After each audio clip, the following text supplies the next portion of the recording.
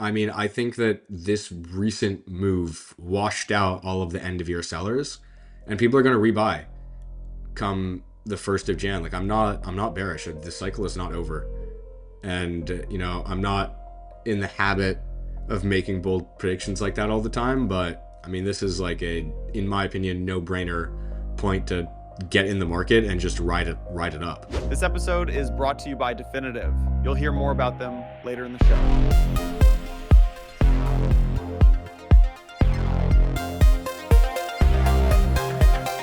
All right, welcome back to another 1000X podcast. This is going to be a fun one. A lot of stuff has happened in the markets since we both said that we were bullish as fuck.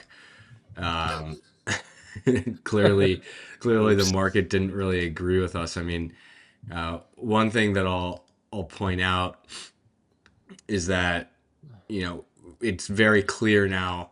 This is obviously hindsight talking, but it's very clear now that a substantial portion of the move above 100K was driven by Saylor just jamming it in. I mean, he got a average price of $106,000, and that's insane considering the fact that we traded above $106,000 for like 30 seconds.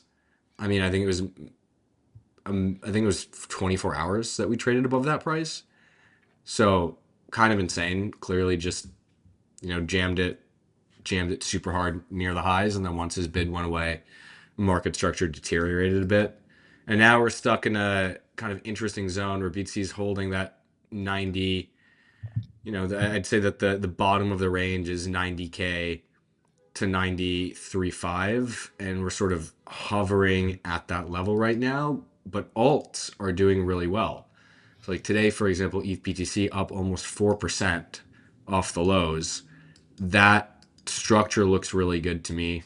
Everything else has started to look good. And the thing that we've been calling for a while is at some point, probably near towards the end of the year, you're going to start to see alts pick up.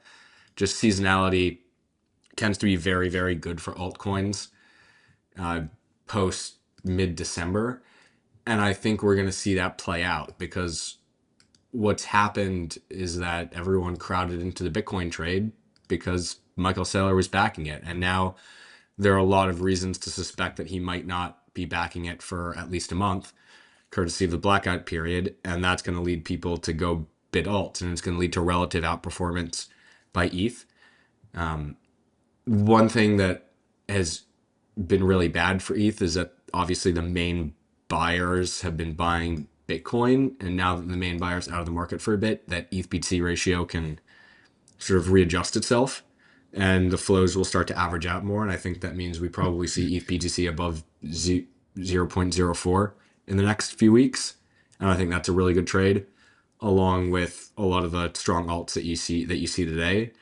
But the next move from BTC, I'm not really too confident in right now. Jenna, I mean, what are you thinking about the markets here? Well, this sell-off was not in my bingo card. I was, buying all the way up, still buying on the highs. Not much as far as like my portfolio is concerned, but just sort of like nibbling away at the market. Now, what is sort of expected is that the idea that, when bull markets start to get white hot, they get super volatile. And this isn't like the craziest pullback in the history of pullbacks. This is like 10%, 15% at worst for some of the majors. So like, and what triggered it? It was really like a Fed type event. So basically, I don't think that this is anything out of the ordinary. I think that one thing I would note about December as a general trading month in anything, not just Bitcoin or not just crypto, it's an illiquid month. Like institutions generally have closed up shop for the year. Traders aren't taking a lot of risk trying to like gamble their entire year in the middle of the last week of the year. So most participants with the big bucks are sort of on the sidelines or protecting P&L. And then you're left with like, usually, like in commodity markets, it's CTAs. Those are the sort of algorithmic shops that trade no matter what time of the year it is or what hour of the day it is. And they're big, right? So usually you get these like bigger momentum type exacerbated moves. So to me, it's like not that surprising that you have this Michael Saylor character who's the whale in the market. Everybody else is pretty much taking it easy, and when he stops buying, you get a big pullback. I hadn't really noticed what you were saying about alts until just now, which I think is actually a really intelligent comment. Perhaps because it's not all alts that are performing right now, like Doge, Telegram coin, like some alts are Yeah, just there. I think right. there's select alts that are outperforming. What you just said just kind of clicked a puzzle piece in my head. I think a lot of the exacerbation of the alt move. I mean, when BTC was trending down, alts were nuking. Like BTC was down like 3% one day, and alts were down 15 to 20.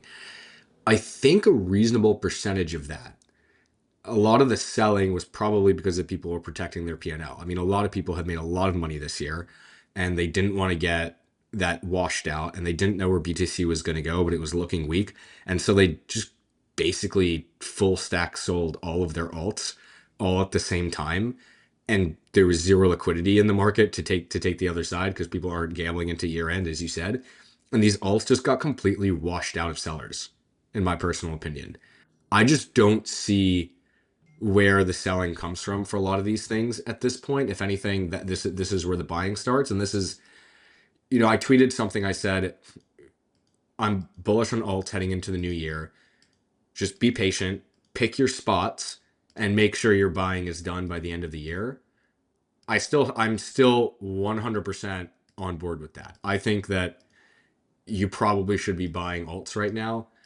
Basically, anything that's been strong, you want to start either legging into or just at this point, kind of pushing your chips in, because I think Q1 is going to be really good. Yeah, even relative to BTC.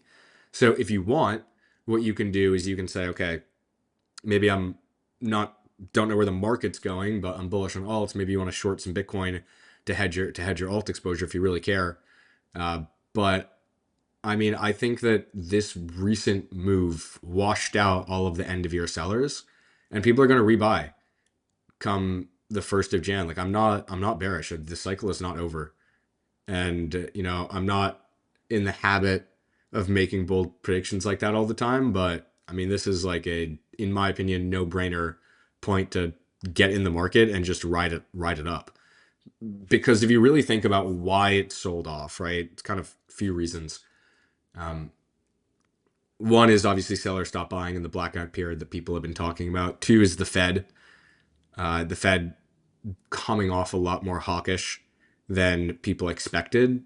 And I think both of those things have now been completely digested by the market. Anyone that would have sold because of those two things, they're all out now.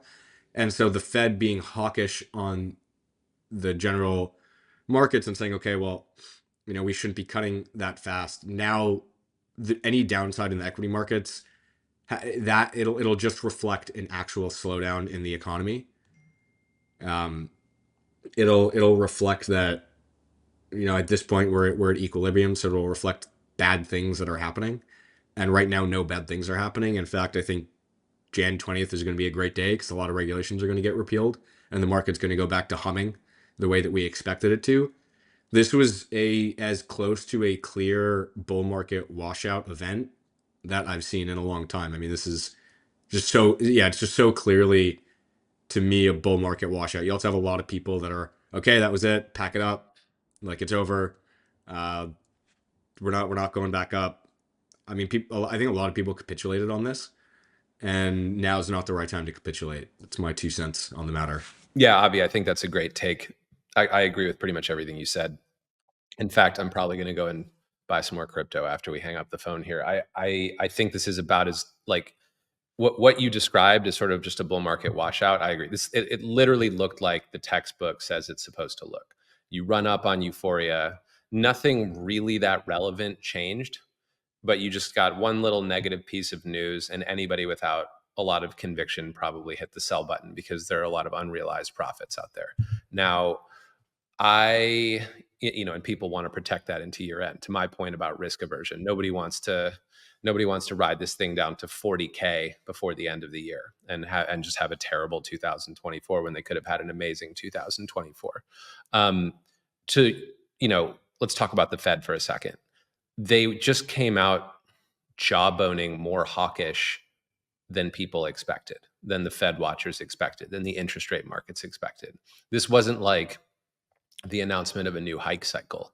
This was more like, hey, we're gonna, we're not just gonna be cutting with reckless abandon next year. We don't really have inflation under control the way we'd like to, so we're just gonna be mindful of that. Like I read the Fed minutes, the side by side minutes, in this awesome piece that I follow called the Daily Shot, which is just like I love markets it too, by and the way. I pictures follow the Daily Shot every as well. day. And It's just sometimes it's just too Daily many Shot's charts, awesome. but Yeah. No, I mean, you can scroll through the part about like, South Korean, um, electricity prices, but, to the stuff like the Fed stuff, like it digests it pretty well for people like me. So to me, it didn't seem like a massive paradigm shift the way that 2022 was. Like 2022, we went from zero interest rate policy, ZERP, to, okay, I guess that era is over. The 35-year long bull run in bonds is over, right? And that was a big, seismic shift for all markets. And there was sort of an ongoing question mark around what the Fed was going to do with rates, because like Powell didn't really telegraph that clearly whether he was just going to hike to some crazy level, or whether the hiking was over. Markets were scared. Bitcoin took a big hit as a result of that. This time, like, it's abundantly clear they're not going to go into another hike cycle and send short-term interest rates up to 8-9%. Like, that's just not happening. It's more like, okay, we're not going to cut it down to zero, but markets are already pricing that. So to me, it's like anybody who went and sold, anybody who was like bullish crypto for all the reasons that we talk about on this podcast, and then went and sold because the Fed said something hawkish, or so they heard on X. I think that anybody who's doing that is kind of lettuce handing a pretty important opportunity in crypto markets. Like, I think this is a pretty decent chance to get long ahead of what I perceive to be, a rip roaring 2025. yeah, I think you hit the nail on the head. It's important to contextualize why the market did what it did. A lot of times the market will make decisions on a short-term time frame based on what the Fed says. Very rarely does the Fed impact the trend of the market. It only happens when there's a paradigm shift in the approach of the Fed to the market based on data that they ingest, right? So in 2021, November 2021, they said, finally, inflation is not transitory. We better start taking this seriously. This requires a rethink of our entire strategy towards how we manage the markets and how we manage our economy. We need to raise rates. And that was something that had just never really happened before in the last like 15 years, right? When they made that decision. So what we see today, exactly as you said, it's not a paradigm shift. It's not them saying anything is different about the market. It's actually just adjusting their approach. And you can make an argument, okay, well, maybe the market was rallying exclusively because they thought the Fed was going to be extremely dovish for the foreseeable future, and therefore the market was just rallying. And now that they're not just gigadoves, the market's going to reverse. But I don't think the market was rallying because the Fed was dovish. The market was rallying. Yes, it got a boost from that, and yes, this is a slight amount of brakes applied to the upwards trend. The market was rallying because the economy is doing well, and that hasn't changed. We are going up because people are making more money, because wages are going up, because companies are making more profits, and because we're heading into now a new regime under Trump that's going to be even more business friendly. None of that has changed. The only thing that's changed is that the one piece of the puzzle, how much gas the Fed is willing to pour on the fire, has changed. And what's clear is that the market has digested that and said, okay, so what you get in those types of scenarios is you get a reset, right? You got a pretty big reset. I mean, Nasdaq went down 5%, actually more, I think almost 10% from high to low, and now you just resume the upward trend from a lower base, and that is like that difference and that time period and difference is what's priced in now. So okay, yeah, we're right now 5% lower than the highs because of what the Fed did, but it doesn't mean that the market's going lower because everything else that was driving it higher remains the same.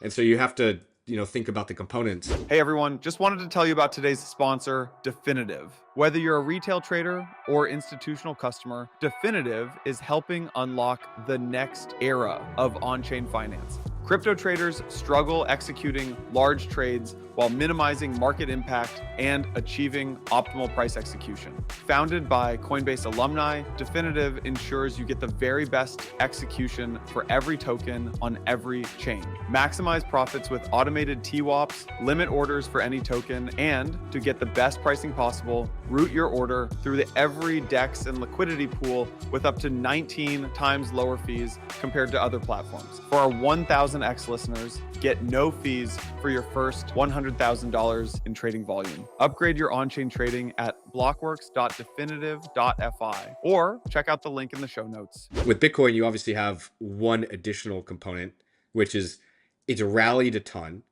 Well, two additional components. It's rallied a ton because Michael Saylor is buying a ton of Bitcoin, and that's out of the market for some period of time. And so you have to say, okay, you adjust your upward trajectory for at least the next month or so. And then you have Bitcoin was going up because of the strategic Bitcoin reserve and because of the Trump trade.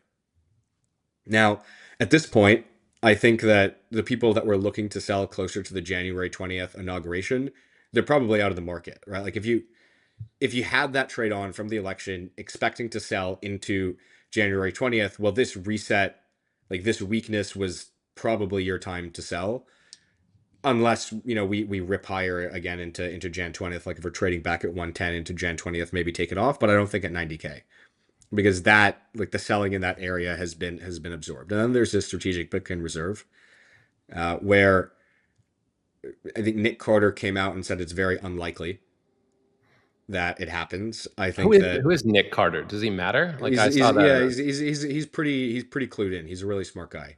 He's clued in. He's got a large audience. He's a smart guy. He's close with a lot of people on the inside. He's influenced crypto policy, not substantially, but enough to say that I think he matters, and I respect his opinion, and I like him as a guy.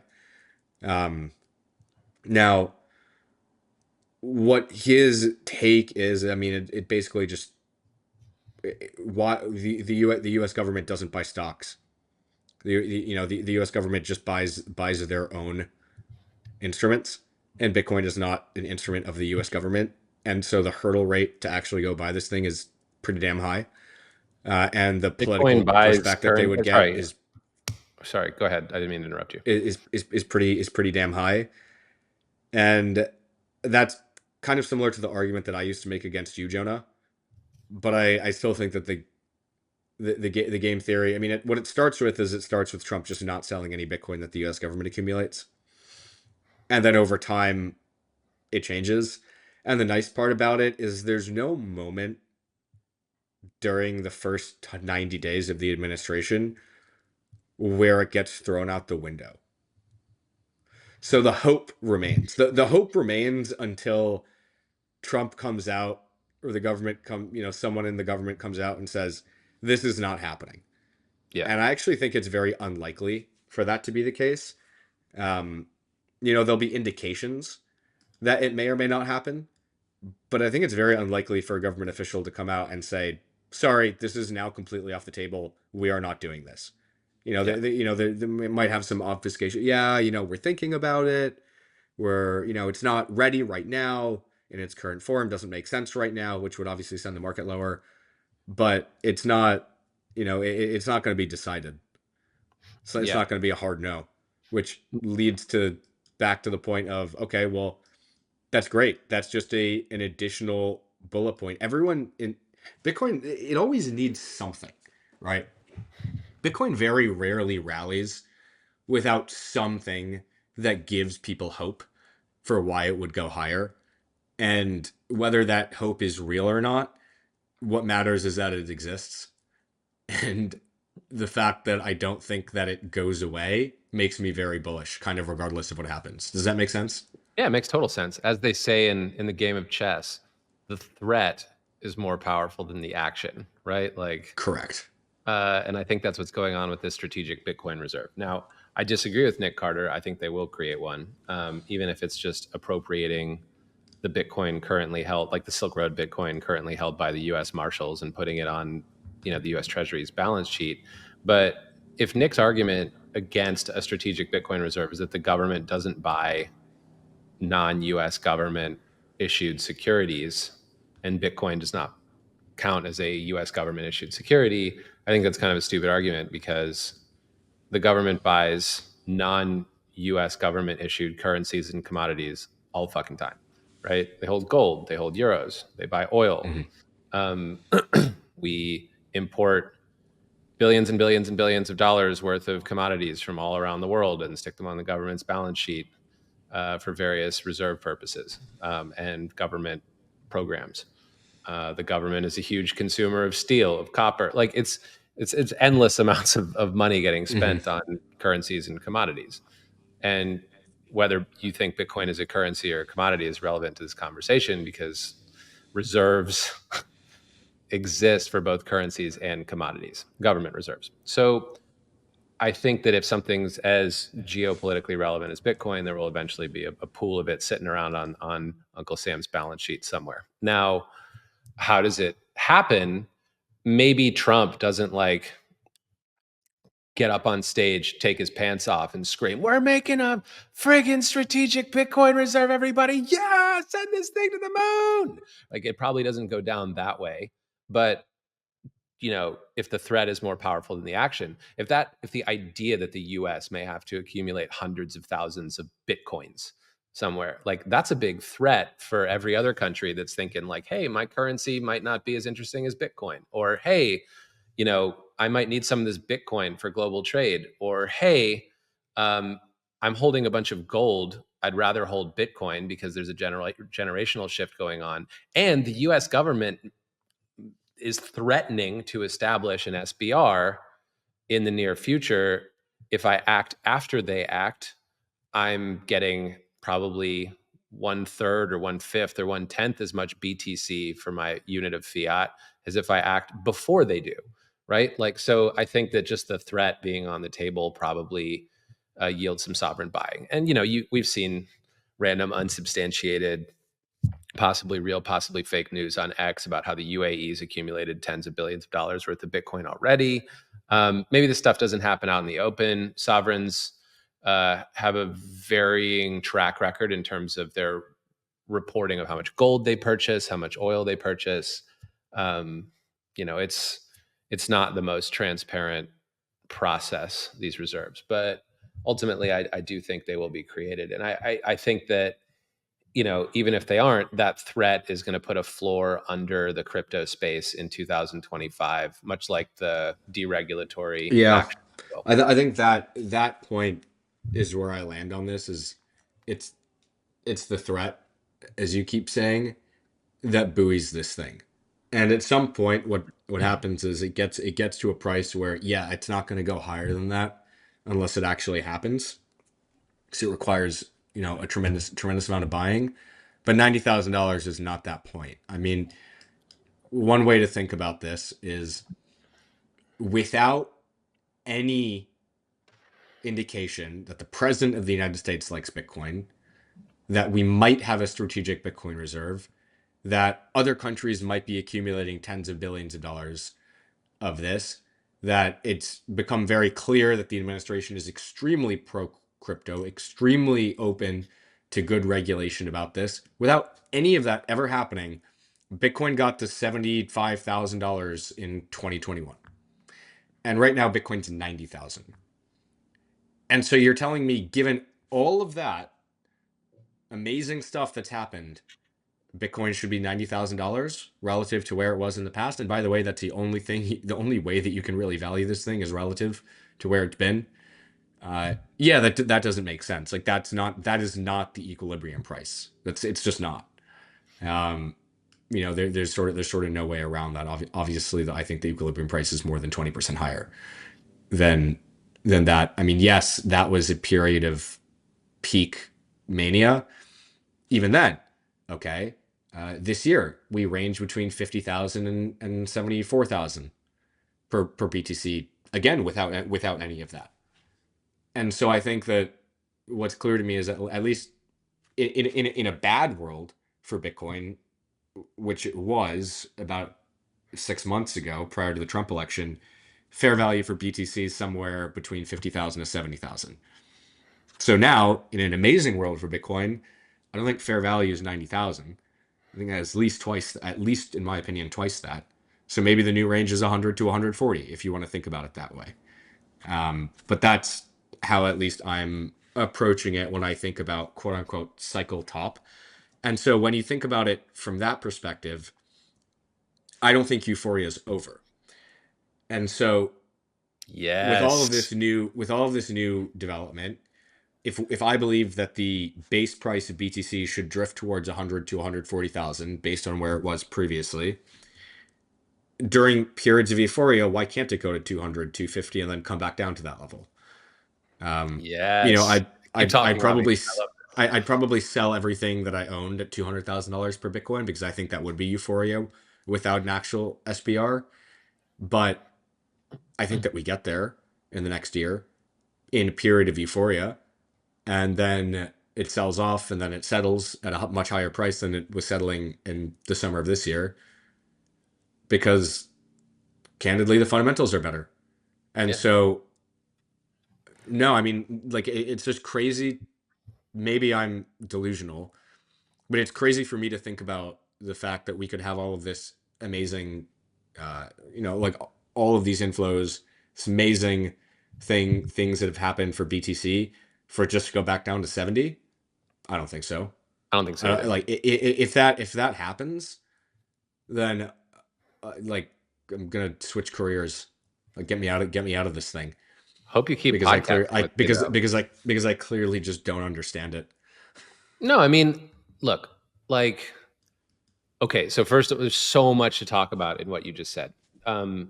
If anybody's not delusional, it's you. Like, I have a tendency to get delusional. I'm a momentum trader. You're more of a range trader at times. I mean, I know you know how to ride a momentum trade very well, but you also like to get in and out of stuff, and you like to buy dips and sell pops. And so I don't think you're delusional here. I think you're being extremely rational. It's part of your process to evaluate the market this way. Um, Avi, I think that with Saylor not buying and the Fed doing what they did, if this had happened in March or February, instead of trading from 108 to 93 or 94, we'd be trading down from 108 to like 103 or 104. I think it's just we're in a very illiquid time of year, and there are very few people out there willing to plant the flag in the week between like Christmas and New Year's, who are going to come in and just just drink all of this up and buy all of the Bitcoin that just got sold by the people who are waiting for I don't know what. So basically, consider this a holiday gift out there if you're still bullish. Merry Christmas, Happy Hanukkah. This is, I think this is a good time to get long. And then I guess the follow-up question is, what do you get long? Do you get long meme coins? Do you get long Bitcoin? Do you get long ETH? Do you get long Solana? Do you get long some other part of the long tail of altcoins out there? You get long the stuff that's been doing well. Yeah. That's my take. I mean, look, the way that here's one way that I judge a trend in this market. So just pull up. There's actually a great trend indicator that I use called the EHMA. It's exponential Hall moving average. Set it to 180 and put that on your chart. And that actually tends to be very well respected by things in crypto. Additionally, I have found that the 20-day moving average is very good for short-term trades. And then you obviously have the 50-day that I think is good as well. And so the way that I would figure out what to buy if I'm a trader is I would look at stuff that's still above those moving averages, and I would try to buy it when it hits those moving averages or gets into that zone. It's not always clean. It might go -5%, +5%, but as long as you don't get 2 daily closes below it, I'd buy that. So look for alts that are still in trend mode. So like Aave is a great example of an alt that's still in trend mode. Ondo is a great example of an alt that's still in trend mode. Even LTC. is a great example of an alt that's still in trend mode, holding that EHMA on the 1 day. And then think about also like what sectors will do well. So basically, I'm betting again that ETH is going to do very well in Q1. So my bucket looks like ETH plus all of the strong alts that are in the ETH bucket, like Aave, Morpho, Link, that kind of stuff with some ETH beta. And then I think about, all right, well, I think I like AI coins. So what's strong in the AI coin world? Look at the moving averages that I just mentioned to figure that out. And then I like Dino coins because I think retail comes back in. So what's You like strong the in the Dino strong Dino coins? coins though. You don't like all Dino This coins. this exactly the strong Dino coins. I mean, like Litecoin, for example, has potential ETF coming. That's pretty good. I like that a lot.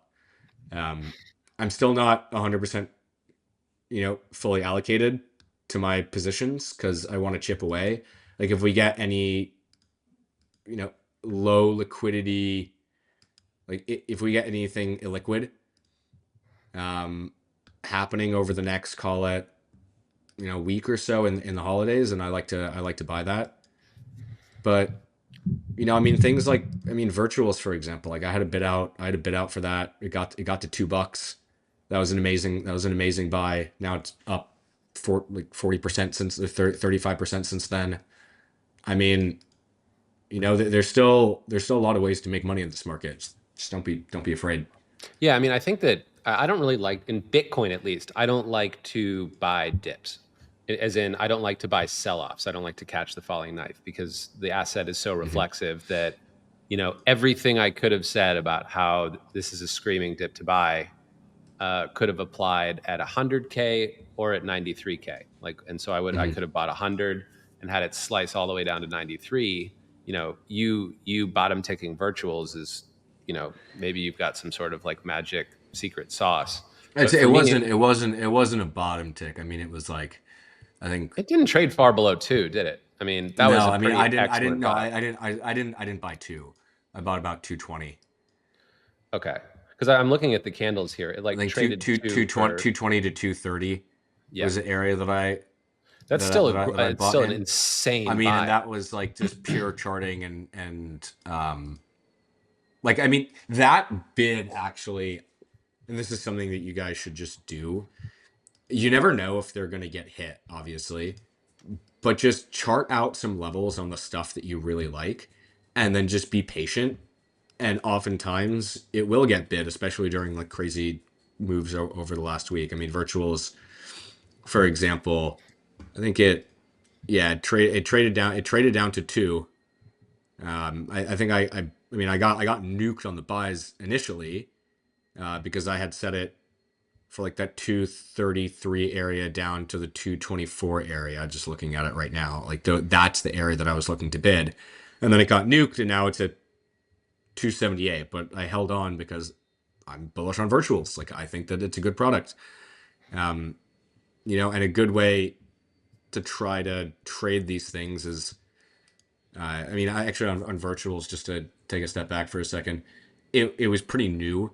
It's just kind of like hard to get the right moving averages on it, but at least in terms of like order blocks and horizontal support and resistance, it's like, okay, well, like where are you buying this thing eyes closed and just saying, okay, I want to own it. You can use horizontal support levels to figure that out, and then just leave your bids. I left that bid there when virtuals was trading at $3. So I had a You bid got that was whacked. like basically 30% below where it was, and it got filled, right? I mean, but that's just And kind not of in how a you long have to period of think. time either. Like you got No, but filled. that's kind of, You got filled but quick. that's how you have to think about trading these alts is you just, because they're so volatile, you just have to wait to get filled on them. You cannot chase them unless you're trading Yes. on like a day-to-day time frame. You kind of just have to wait to get filled because psychologically it's going to go against you, and or statistically it's going to go against you because it's super high volatility if you try to buy it on the way up. And psychologically that's very difficult because you're like, okay, did the trend break? But if you buy it when it's falling into you, that's a lot easier psychologically. So that's So an as important like as a distinction. discretionary trader, So you like know. I agree that you should dip buy on a scale, like set levels and chip away at your bids for something with like 300% annualized volatility, something crazy, some altcoin like virtuals. Mm-hmm. For Bitcoin, I don't like doing that. For No, Bitcoin, it's I different. don't Yeah. like trying to get cute, trying to like dip buy Bitcoin and then miss it. I prefer to wait for it to bottom out and then start to steadily rally again, and then I like to buy the recovery, because I tend to Yeah. believe in The Bitcoin. Like, issue, yeah, Jonah, the issue is with that strategy with altcoins is the recovery can take place and fully price in like a few days. yeah, it's too quick. Right? It's too volatile. Bitcoin can rip for weeks. Yeah, And so, yeah, or sure, you buy years. the break. We're 2 years into Yeah. this. Or like, you buy the breakout on the Trump election at BTC and it rips for like a month straight, basically, That's a right? trade we talked about on You this podcast too. Like, we said we were going to do with that. alts, I mean, it happens really quickly. That's a big issue, right? Is you have to understand that and then take advantage of the volatility. You're bullish on something, you think it's going to go up, but if you buy it on the plus 20% day, then because it's so volatile, like the probability that you're going to be able to get filled lower than that price is pretty darn high Yeah, normally. It's that's a good just, lesson. So it's like, don't and FOMO into crazy like your differentiator is the volatility. If the altcoin volatility is insane, you probably shouldn't be FOMOing into rallies, right? You should probably be setting levels I early. I agree. Now, where this obviously is different is after a very long period of low volatility in alts, if it breaks out, yeah, sure, go buy it. Right? Yeah, Like if you've gone sideways for, I don't know, a month, 2 months, 3 months, there's reasonably low vol in the market, and then you get a high vol breakout move, you can go chase that. What I'm more talking about is in an environment like this, it's okay, virtuals has gone up from $1.80 to $3. Like on that way up, if you're at like 250 and it's already plus like 100% in the last month, and it's clearly in a trend, it's super high vol. Like it'll pull back to the trend baseline. Obviously, like I said, if it's gone sideways for an extended period of time, maybe it won't pull back. But so you kind of have to figure out. It's like the difference between range, like trading a breakout of a range versus trading a trend, right? This is just you know what this would have I tend to applied think well about to? things.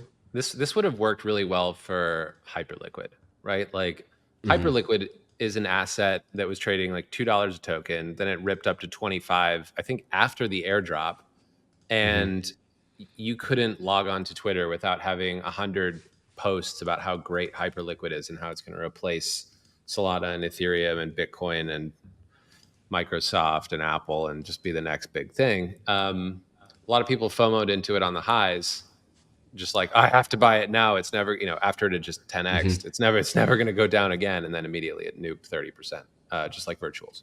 So Yeah, I mean, it's like one of those things. I mean, people are the most loudest when things are going up. Hyperliquid's actually tough because it's still it's still doing very well. But I remember like the day that everyone was freaking out about it is the day that, yeah, I mean, I think it topped at like 28 and then went back down to 28 to 22 in the span of 3 days.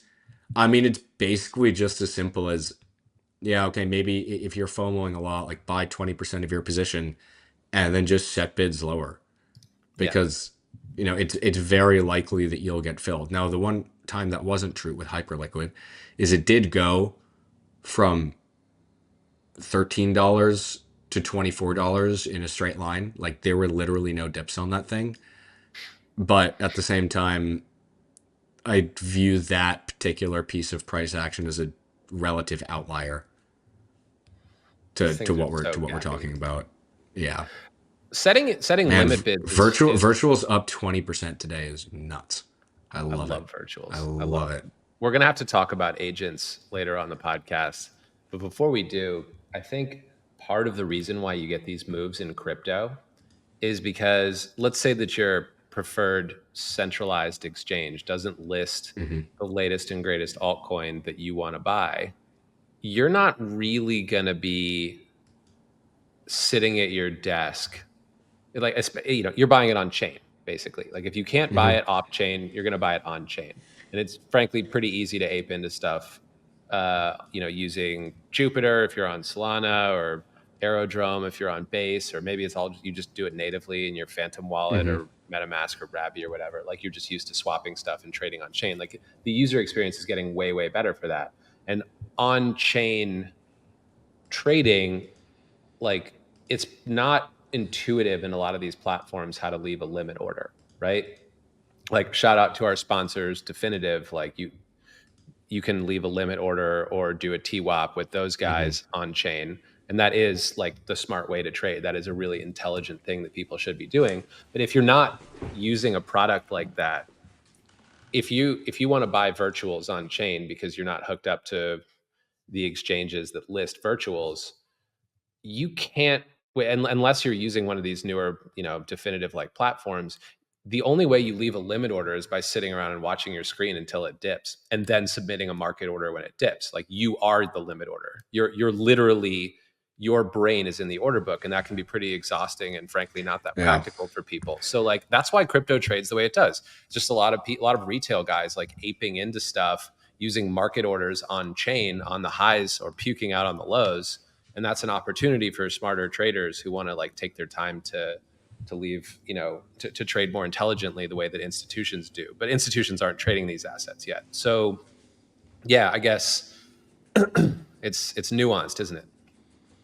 It is. It is. I mean, one thing I'm excited about is how that's going to change a lot moving forward. One discussion that I was having, I think on Twitter, was around the future of crypto trading.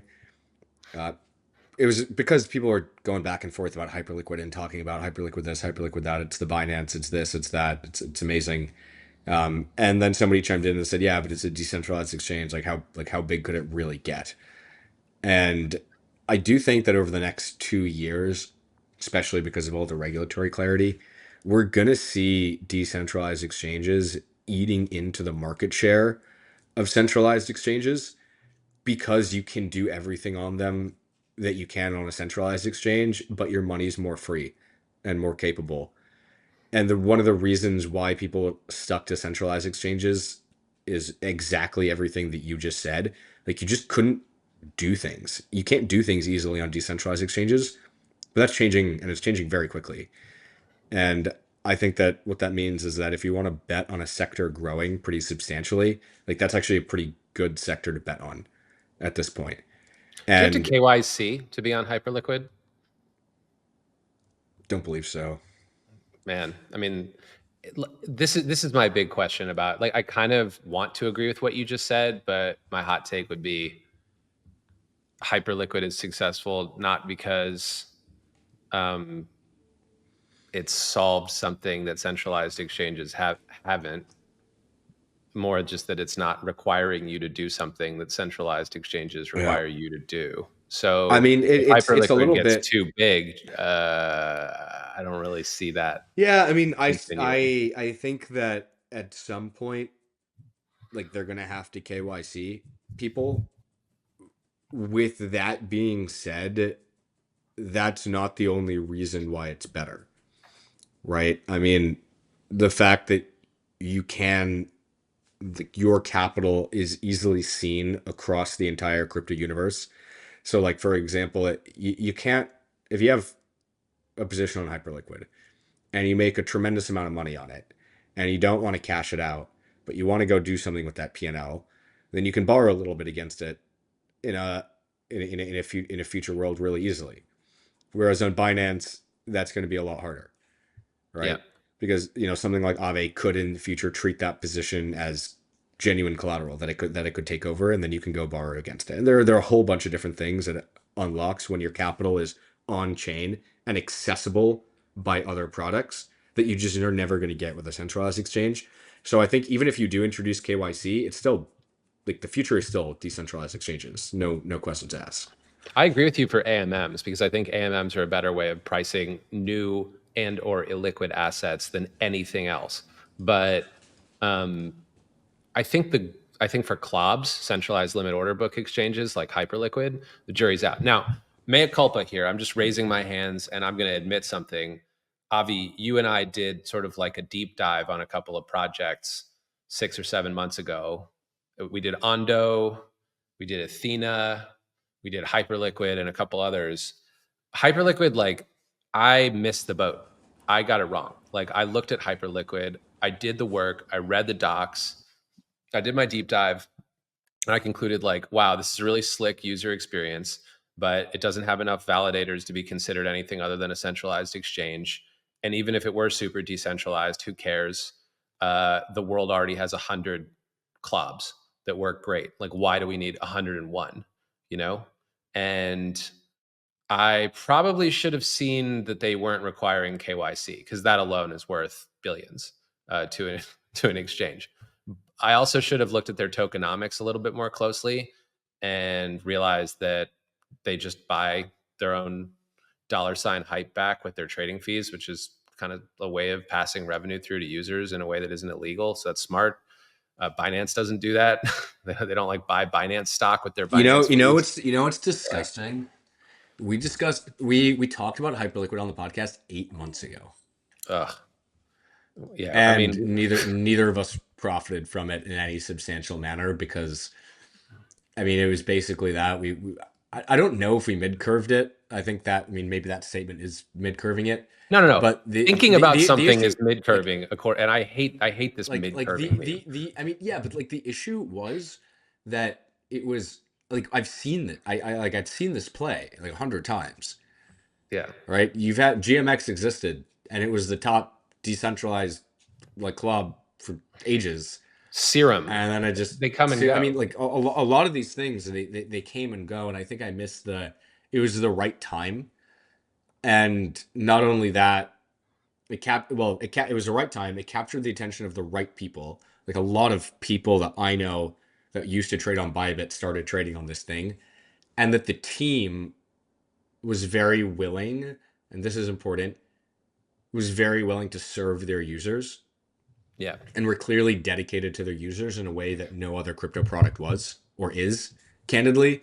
Like, they were willing to give away so much of their wealth to crypto users. They were willing to pay so much attention to what those users wanted and build things for them. And I think that's underrated, which is why I think that a lot of projects are going to try to emulate that moving forward, because it's clearly been so successful, especially products that require, like, I mean, here's something like really simple. Hyperliquid gave a lot of their token to the users of Hyperliquid because it was kind of like giving a bunch of people addicted to a casino chips. Yeah. Like, yes, technically they did give them money, and technically they can go take that money and do whatever they want with it. I would almost guarantee you that a lot of people use that money to gamble more on Hyperliquid. Oh, without question. Right? Like, also, it's like, it is. if you traded $1,000 worth of notional on Hyperliquid pre-airdrop, the amount of airdrop tokens you would have gotten for that with Hyperliquid on the highs was worth more than $1 million. And if you're some degen who's trading on Hyperliquid before it's a thing, like back 8 months ago, Yeah, when we I talked mean, about it, that like, I don't know how long that $1 million is going to last you, but those people are it's definitely trading that money on Hyperliquid for sure. And, that's kind of how gotta Aerodrome be. is eating Uniswap's lunch. Like, they're just extracting less and sharing more with the community.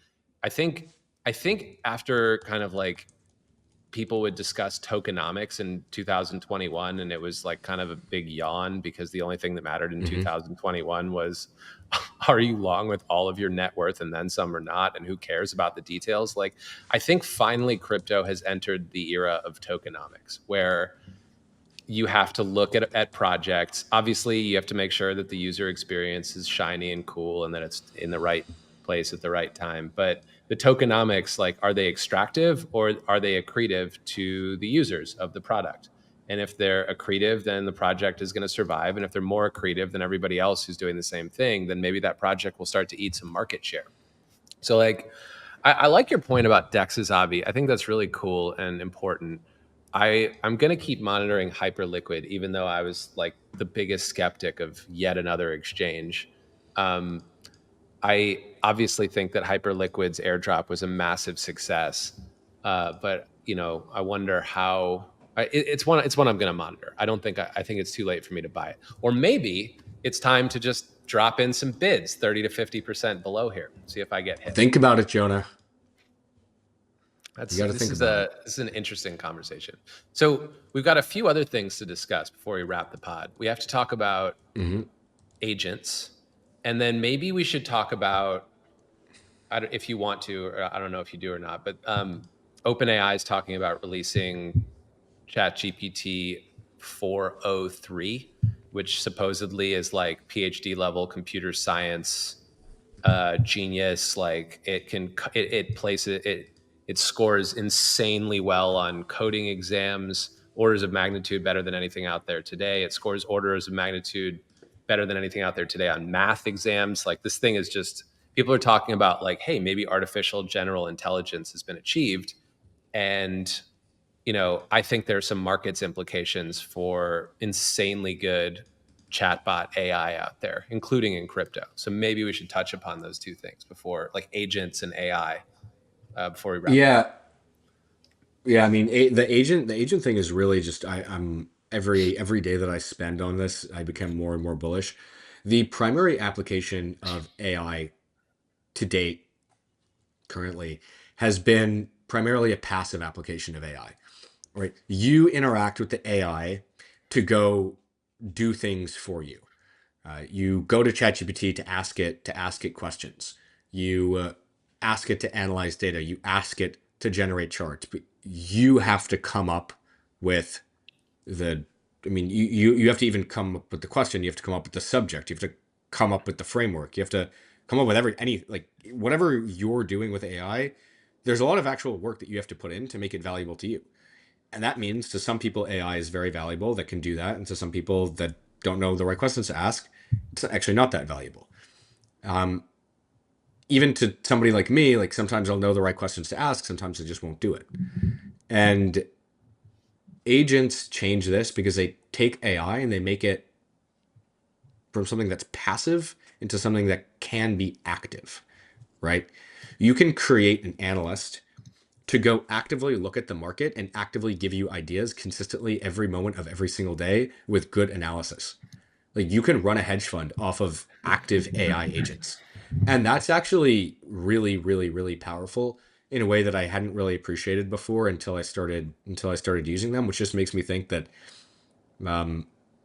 it's going to be companies can be run a lot more cheaply. It's going to be a lot of cost cutting that goes on over the next, call it 2 years, as these things continue to get better. I mean, that's going to be amazing. But this has kind of been the flip, where you take AI from something that is a good passive tool to something that can now emulate a human that is active and can add value to your life in ways that you didn't actually think about before.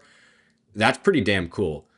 I hope our AI bot gets smarter. This has actually been a little annoying because it's clearly still in the early days. I mean, the Have you noticed that I've infrastructure, been tweaking it though, Avi. Have you noticed it's yeah, gotten smarter it's since better. last week? It's Every it's week I gotten better. promise to make this bot better. Did you see the edits that I did as well? I tried to Yes. change the bio around Interestingly enough, I have to some news yell for at it you. to do more specific stuff. What? I did see that, and basically we got help from the virtuals team in terms of like Mm-hmm. how to frame to the agent our ideas about how the agent should Mm-hmm. behave, and how to give it examples, and how to Mm-hmm. formulate syntax within the agent JSON file. So like basically every single week we're going to make this better. I saw your edits, you saw mine. This thing was dumb last week when we announced it, and now it's just Yes. dumb, like, but it's less dumb. And so we're going to Mm-hmm. keep making it better every week. And I hope, let's call it a side project, Avi. Our main project is our trading activity. Our second project is this podcast. Maybe our third project will be just making this agent better week by week. We're going to keep in touch with the community on it and keep improving it. But one thing that was kind of funny, some news for you. Before this pod, I was on a call with, the name shall go unnamed, but we're going to be working with a pretty awesome major partner slash sponsor starting in 2025. Very exciting. We're going to reveal the details of that later. And somebody on the call was like, hey, wouldn't it be cool if in our product that our customers interact with, you could open up a chat window and interact with the 1000x bot, the 1000x agent that sort of sees what you're doing in crypto, ingests price feeds, ingests news, and can talk to you about what you're doing within the context of what's going on in the broader market, and make suggestions and talk to you ideas. But it would sort of be like your sidekick, right? But not in like not to use your word, Avi, not a reactive sidekick, a proactive sidekick, something that's just like aware and talking to you about what you're doing. And I thought that's kind of awesome. Like, I would have loved to have this as a trader my entire 20-year career as a trader. I would have, I have worked with other traders on my book who have, constantly brought up amazing ideas. I've been in teams where people bring stuff up. I've managed people who come up with good ideas, analysts, PMs who report to me. Like, in the early days, like I was the agent. I was the bot who made suggestions to the senior guys. But like this could truly decentralize finance. This could take like institutional, like Soros level markets intellect and put it into the hands of everybody, even if you don't know exactly what to ask and you don't have the right mentors or rabbis in the industry, Yeah, it's gonna be amazing. I'm psyched, which is why we're working on this thing, because maybe this thing that we're working on, this 1000x agent, could be that. Like, what if we just make this the best damn analyst in the world? Would Let's be keep pretty working sweet. on it. Let's not I give mean, up on obviously, it. Yeah. no. Why would I ever do that? This one is too cool. Yeah. And This I guess one's sick. I think that, our friend, one of the friends of our podcast said the best tokens over the long run will be the tokens that AI agents transact in. And I want to get your take on that, Avi. Which cryptocurrencies, well, eventually, like, AI agents can just talk to humans about their trades and their ideas. I mean, whatever. they're gonna Which- transact in probably USDC. That would be my guess. What Like, there's about kind of no reason for them to transact in anything else other than USDC. My why not personal Bitcoin? Why not opinion. virtuals? Why not? They're going to touch all of Just these less, different. just less liquid than the US dollar. More stable. Maybe Bitcoin. Bitcoin could be good. Bitcoin could be a good one. Yeah, That would be pretty sweet. But I mean, that it kind of reminds me of the old project, the IOTA project, because they in 2017 sort of fell down the IOTA rabbit hole. Bless my heart. Back then, I wasn't a smart guy. And their entire pitch was that they were going to be the currency that machines transact in. And then what became very clear is like there's kind of no reason for machines to transact in anything that isn't the base, like a major base currency, as long as it's digitized and is able to be transacted on, like on their network. Like, if they can communicate it to each other, like, why not, right? And the argument back then was there was nothing that they could communicate, the dollars on, other than like Tether, and Tether was kind of a scam back then in people's minds. And so everyone was like, okay, we're going to create the cryptocurrency for the machine. And the reality is that it's just going to be whatever rail. That doesn't mean that the things that enable these agents are not going to be extremely valuable, which is very likely going to be the case. I mean, right, like, if you think about it, it's like they're going to be companies like Virtuals that are just agent creation. Like, that's what they do. Like, their job is agent creation. And in order to create the agent, you have to buy into their ecosystem, right? It's like, I don't really know how to describe this other than, if you want to, like, if you want to write something down and send it to somebody, you buy into the Word ecosystem. You like download Microsoft Word and you use it because that's how you communicate with people, right? It's like, that's kind of it for Virtuals. Like, this is what's going to create these agents, and you want to interact with these agents, you want to use these agents, you got to buy into, instead of like paying a subscription service, you got to buy into Virtuals to do it. Yeah, but like creating the agent, as we're learning, is hard. So maybe like agent creation is the new marketing agency. Like Avi, maybe you and I should like start Mad Men 2.0, and we should be like people that help other people create agents. But to your point about that's Wait a second. kind of That's actually brilliant. yeah, because like marketing, this is the It's actually future of really, marketing. really damn smart.